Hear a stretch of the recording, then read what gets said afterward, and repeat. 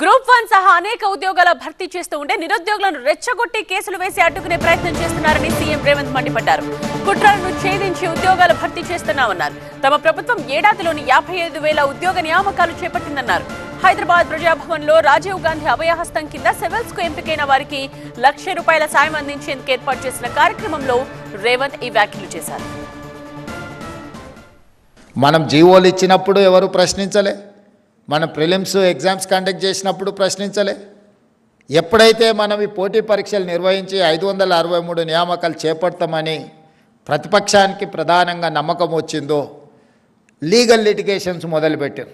కొంతమంది విద్యార్థులను రెచ్చగొట్టి వీధుల్లోకి తీసుకొచ్చే ప్రయత్నం చేశారు.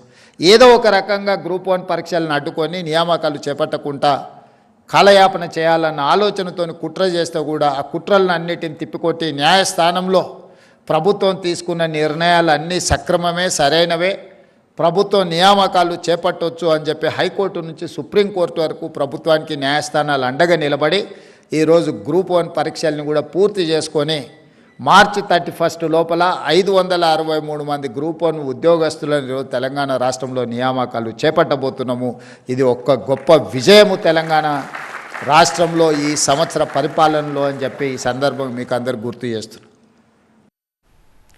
రాజకీయ నాయకులు పదవులు పోతే 6 నెలల్లోనే ఏదో ఒక పదవి తెచ్చుకుంటున్నారు. కానీ గడిచిన 10 ఏళ్లు నిరుద్యోగులకు ఉద్యోగాలు మాత్రం ఇవ్వలేదన్నారు సీఎం రేవంత్. నిరుద్యోగులను త్రిశంకు స్వర్గంలో ఉంచారన్నారు. ఓడిపోతే 6 నెలలు ఖాళీగా ఉండడానికే కష్టపడుతున్నా, లేకపోతే బాధపడుతున్నా, ఎంబడెంబడే వాళ్ళ కుటుంబ సభ్యులకు వివిధ పోస్టులు ఇస్తున్న సమయంలో 14 సంవత్సరాలు యుక్త వయసు మొత్తం ఎందుకు ఉపయోగం లేకుండా పరీక్షలు వదిలేద్దామా, ఆశ మాకు అవకాశం వస్తే గ్రూప్ 1 ఆఫీసర్లం అవుతామని, పరీక్షలకు ప్రిపేర్ అవుదామా, ఎప్పటికి పరీక్షలు పెడతారో తెలియని పరిస్థితులు.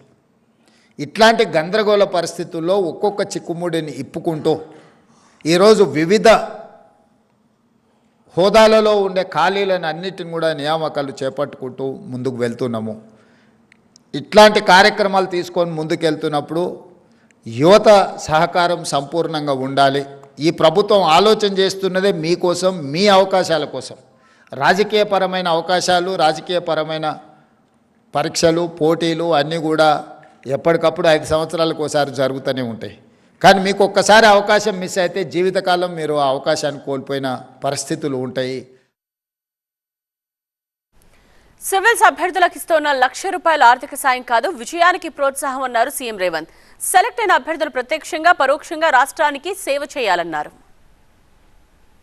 మీరు సాధించిన విజయాన్ని గుర్తించి ఈరోజు ప్రభుత్వం మీకు ఈ ప్రోత్సాహకాలను ఇస్తున్నది. దీన్ని ఆలంబనగా చేసుకొని మీరు భవిష్యత్ కార్యాచరణను మీరు సిద్ధం చేసుకోవాలి. ఈరోజు మీరు టాప్ ర్యాంక్లో వచ్చి తెలంగాణ రాష్ట్రానికి వచ్చి సేవలు అందిస్తే మంచిది. ఒకవేళ మీరు ఇతర రాష్ట్రాలకు లేకపోతే జాతీయ స్థాయిలో కేంద్ర ప్రభుత్వంలో మీరుండి తెలంగాణ రాష్ట్రానికి అవసరమైన సహకారాన్ని అందిస్తే మరీ మంచిది. ప్రతి ఒక్కరూ ఈరోజు ఇంటర్వ్యూలకు వెళ్ళే ఈ 20 మంది కూడా సివిల్స్కు సెలెక్ట్ అవ్వాలని మా వైపు నుంచి సంపూర్ణమైన మద్దతు ఇవ్వడమే కాకుండా